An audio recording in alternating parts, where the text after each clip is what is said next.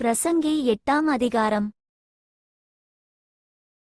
ஞானமுள்ளவனுக்கு ஒப்பானவன் யார்? காரியத்தின் தாட்பரியத்தை அறிந்தவன் யார்? மனுஷனுடைய ஞானம் அவன் முகத்தை பிரகாசிக்க பண்ணும், அவன் முகத்தின் மூர்க்கம் மாறும்.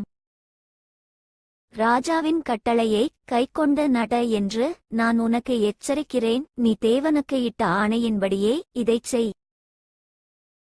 நீ அவன் சமூகத்தை விட்டு விலகத் துரிதப்படாதே, பொல்லாத காரியத்திலே பிடிவாதமாய் நில்லாதே. அவன் தனக்கு இஷ்டமானதெல்லாம் செய்வான். ராஜாவின் வார்த்தை எங்கேயோ அங்கே அதிகாரம் உண்டு. நீர் என்ன செய்கிறீர் என்று அவனுக்கு சொல்லத்தக்கவன் யார்? கற்பனையை கைக்கொள்ளுகிறவன் ஒரு தீங்கையும் அறியான். ஞானியின் இருதயம் காலத்தையும் நியாயத்தையும் அறியும்.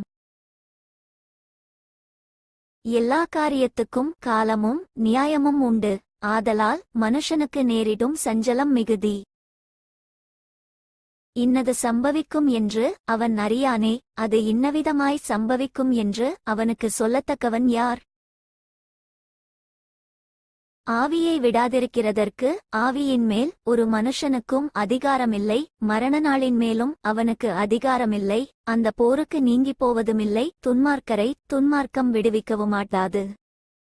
இவையெல்லாவற்றையும் நான் பார்த்து சூரியனுக்கு கீழே செய்யப்படும் எல்லா கிரியைகளையும் சிந்தித்தேன். ஒரு மனுஷன் தனக்கே கேடுண்டாக வேறொரு மனுஷனை ஆளுகிற காலமுமுண்டு. பரிசுத்த ஸ்தலத்துக்கு போக்குவரவு செய்த துன்மார்க்கர் அடக்கம் பண்ணப்பட்டதைக் கண்டேன். அவர்கள் அப்படி செய்து வந்த பட்டணத்திலேயே மறக்கப்பட்டு போனார்கள். இதுவும் மாயையே. துர்க்கிரியைக்கு தக்க தண்டனை சீக்கிரமாய் நடவாதபடியால் மனுபுத்திரரின் இருதயம் பொல்லாப்பை செய்ய அவர்களுக்குள்ளே துணிகரங்கொண்டிருக்கிறது. பாவி 100 தரம் பொல்லாப்பை செய்து நீடித்து வாழ்ந்தாலும் என்ன? தேவனுக்கு அஞ்சி அவருக்கு முன்பாக பயந்திருப்பவர்களே நன்றாயிருப்பார்கள் என்று அறிந்திருக்கிறேன்.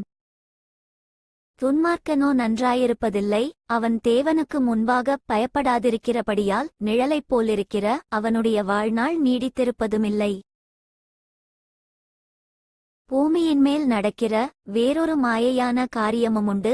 அதாவது துன்மார்க்கரின் கிரியைக்கு வருவது போல நீதிமான்களுக்கும் வரும், நீதிமான்களின் கிரியைக்கு வருவது போல துன்மார்க்கருக்கும் வரும். இதுவும் மாயை என்றேன். ஆகையால் நான் களிப்பை புகழ்ந்தேன். புசிப்பதும் குடிப்பதும் மகிழ்வதுமேயல்லாமல் சூரியனுக்குக் கீழே மனுஷனுக்கு வேறொரு நன்மையும் இல்லை.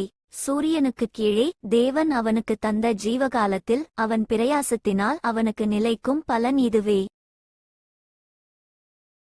நான் ஞானத்தை அறியவும் மனுஷன் இரவும் பகலும் கண்ணுறக்கமில்லாமல் பூமியிலே செய்யும் வேலைகளை பார்க்கவும் என் மனதை செலுத்தினபோது தேவன் செய்யும் சகல கிரியைகளையும் நான் கவனித்துப் பார்த்து சூரியனுக்குக் கீழே செய்யப்படும் கிரியையை மனுஷன் கண்டுபிடிக்க கூடாதென்று கண்டேன். அதை அறியும்படி மனுஷன் பிரயாசப்பட்டாலும் அறியமாட்டான். அதை அறியலாம் என்று ஞானி எண்ணினாலும் அவனும் அதை அறிந்து கொள்ள மாட்டான்.